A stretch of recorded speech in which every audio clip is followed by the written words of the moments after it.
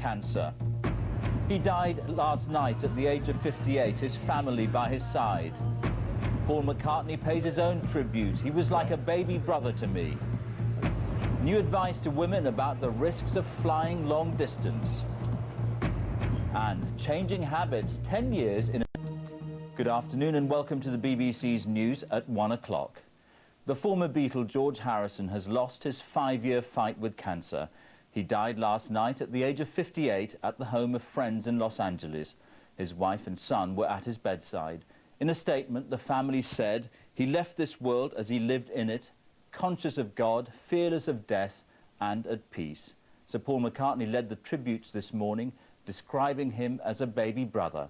Our first report is from our arts correspondent, Nick Hyam. Tributes from fans today at Abbey Road, the London recording studio forever associated with George Harrison and the Beatles. I'd known he was sick for a while, but never really thought it would happen. It's always tragic, when someone like him passes. His contribution to the band is everything. I mean, he was the guitarist. He is the Beatles. George Harrison helped supply the soundtrack for an entire generation, including the British and Irish Prime Ministers. I mean, we grew up with the Beatles.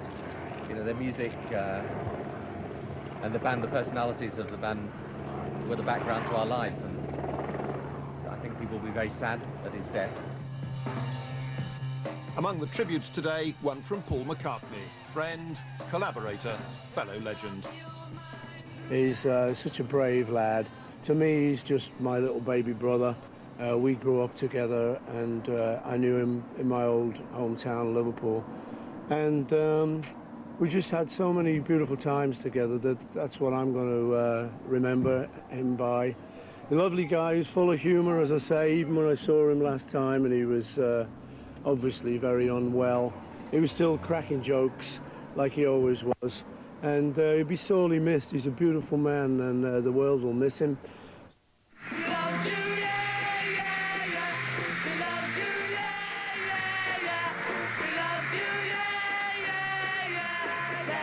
To begin with, George was the quiet Beatle. The others loved attention. George just played his guitar, and he was modest with it. I mean, we don't know. It may be next week, it may be 2 or 3 years, but I think we'll be in the business, either up there or down there, for at least another 4 years. Love, love me do. You know I love you. In the early days, he sometimes looked haunted and unhappy. He felt sidelined by Lennon and McCartney. Love me do. He hated Beatlemania, the hysteria provoked by the world's first supergroup. But it was George who took the group in a new direction. He introduced them to Indian culture and to meditation at the feet of the Maharishi Mahesh Yogi. He learnt the sitar from the legendary Ravi Shankar and influenced not just the Beatles. He was certainly the one that popularised the idea that you could actually take facets of other cultures and sort of incorporate them into Western pop. And I mean, that resonates today. Something in the way she moves George composed some of the later Beatles' finest songs. attracts me like no other lover. And when the group split in 1970, he was the first to make his mark as a solo artist.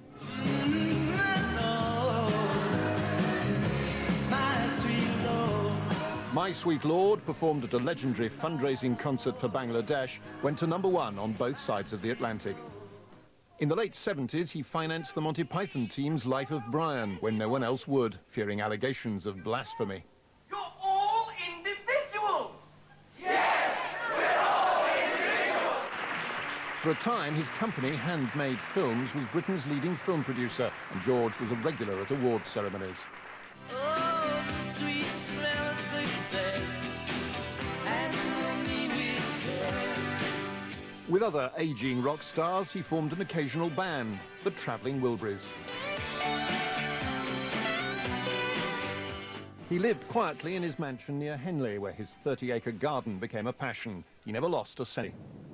The purpose of life is to find out, who am I, Why am I here? That's what we need answering. He had this inner energy which was there even when he was quite tired or whatever, the energy. And he was a great talker. This man who was supposed to be the quiet Beatle never stopped talking when I was there, you know, and he had one full of ideas and takes on things and strange theories and enthusiasm. The Lonely Laddie, a celebrity. Now, the burden of fame has been lifted, but the songs remain. And they're mourning one of the city's missed sons. The flag is flying at half-mast at City Hall, and a book of condolence has been opened at the Beatles Museum. Catherine Marston is in Liverpool. Catherine. George, this is Matthew Street, which over many years has become a virtual shrine to the Beatles, and it attracts something like 250,000 people here every single year. Today, it's been attracting people who want to pay their respects to George Harrison. And the reason is this, the Cavern Club. This is where his and George Harrison's.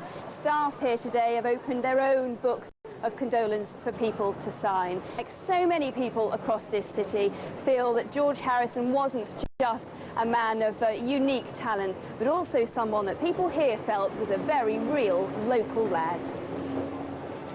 They come bearing small floral tributes and cards. Many people in Liverpool have felt compelled to pay their respects at George Harrison's statue. Pretty upset, to be honest. Although I knew about a week ago that it was possible that he could die in the next 2 weeks, I wasn't really quite prepared for that to happen today. Oh, I'm devastated, I really am. I mean, although it was partly expected, I suppose, the battle against cancer, but it's very tragic. He was a brilliant guitarist and such an inspiration. This is a city in mourning. People here are passionate about the Beatles, and the council leader was the first to sign a book of condolence opened at the town hall. It will be one small way to express the feelings of sadness felt by so many. Billy Kinsley was on the bill at the Cavern Club in 1963. It was the Beatles' last gig here. Well, George was very laid back. He'd be very, very quiet, and then he'd come out with an astonishing quote. Very, very funny guy. It's like, I suppose, what Paul and Ringo said, it's like losing a brother. To me, it's probably like losing a cousin, something like that. Beatlemania continues to draw thousands of visitors to Liverpool each year. The Fab Four have never cult status here. The world has lost a very talented musician. Liverpool has lost one of its greatest ambassadors. The City Council will lead the official mourning here in the city. There will be some kind of memorial service eventually planned to celebrate the life of George Harrison. The city's mayor has described him as a real Scouser who never forgot his roots. George. Catherine, thank you. They're in mourning too. Were the first British band to hit the big time. George Harrison died in Los Angeles, and this morning Americans are waking up to the news. Our correspondent David Willis reports from New York.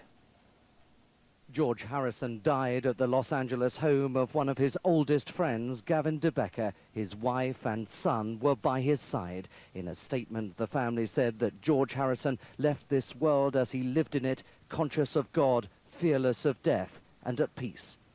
Died at 4:30 Eastern Time, but we didn't... News of his death is lead story on America's morning shows. The Beatles performed their biggest concerts in the United States, and the group and George Harrison have remained hugely popular.